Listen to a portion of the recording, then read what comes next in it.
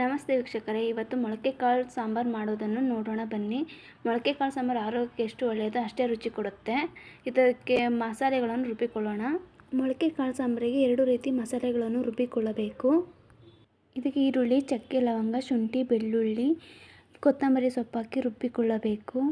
ನಂತರ ಮತ್ತೆ ಟೊಮ್ಯಾಟೊ, ತೆಂಗಿನಕಾಯಿ ತುರಿ ಮತ್ತು ಅಚ್ಚ ಖಾರದ ಪುಡಿ 2 ಸ್ಪೂನ್ ಹಾಕಿ ನುಣ್ಣಗೆ ರುಬ್ಬಿಕೊಳ್ಳಬೇಕು. ಮೊಳಕೆ ಕಾಳು ಸಾಂಬಾರಿಗೆ 2 ರೀತಿ ಮಸಾಲೆಗಳನ್ನು ರುಬ್ಬಿಕೊಂಡು ಮಾಡಿದರೆ ತುಂಬ ರುಚಿ ಕೊಡುತ್ತದೆ ಸಾಂಬಾರು. ಕುಕ್ಕರಿಗೆ 2 ಸ್ಪೂನ್ ಎಣ್ಣೆ ಹಾಕಿ ಅದು ಬಿಸಿಯಾದ ನಂತರ ಮೊಳಕೆ ಕಟ್ಟಿದ ಹುರುಳಿಕಾಳನ್ನು ಹಾಕಿ ಮೀಡಿಯಮ್ ಆಗಿ ಫ್ರೈ ಮಾಡಿಕೊಳ್ಳಬೇಕು. ತುಂಬ ಫ್ರೈ ಮಾಡಿದರೆ ಅದು ಟೇಸ್ಟ್ ಕೊಡೋದಿಲ್ಲ. ಇದು ಫ್ರೈ ಮಾಡಿದ ನಂತರ ನಾವು ರುಬ್ಬಿದ ಮಸಾಲೆಯನ್ನು ಹಾಕಿಕೊಳ್ಳಬೇಕು. ಇದರಲ್ಲಿ 5 ನಿಮಿಷ ಚೆನ್ನಾಗಿ ಬೇಯಬೇಕು. ನಂತರ ಅದಕ್ಕೆ ಮತ್ತೆ ರುಬ್ಬಿದ ಮಸಾಲೆಯನ್ನು ಹಾಕಿ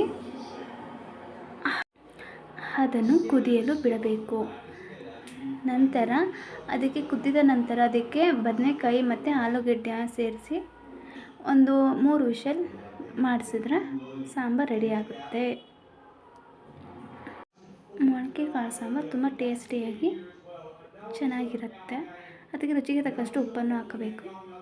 ನಂತರ ಮುಚ್ಚಳ ಹಾಕಿ ವಿಷಲ್ ಬರಿಸಿ.